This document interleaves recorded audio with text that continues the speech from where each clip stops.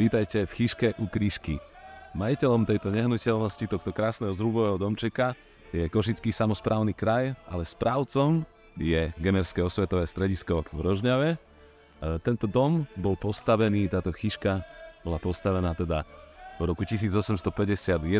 Presne vieme, že to bolo 16. apríla, o čom hovorí napríklad aj jedno z tých hlavných krokiev, ktoré držia stropnú konštrukciu, kde je napísané doslova: ten dom vystavený skrz Jana Andra Kryščáka v roku 1851, dňa 16. apríla. Poďte ďalej.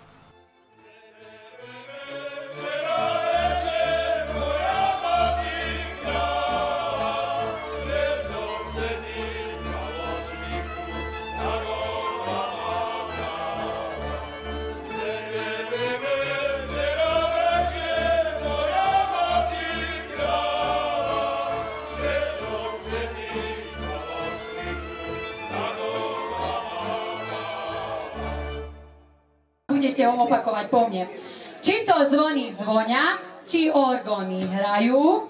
Či to zvoní zvonia, či orgóny hrajú. Tento riadok bude ešte raz. Či to tie rejdovské dievčatá spievajú.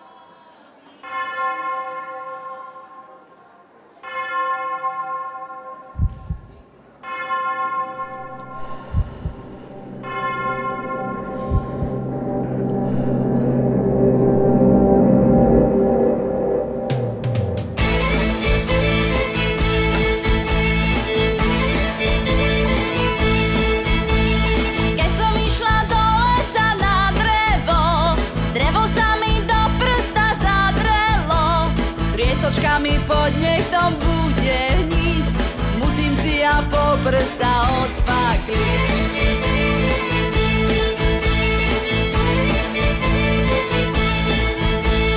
Ale keď si odfaklím po prsta, sotva mi to mládenci odpustia. Keď si v krčme dám iba pol deci, skúmať budú, že čo je vo veci.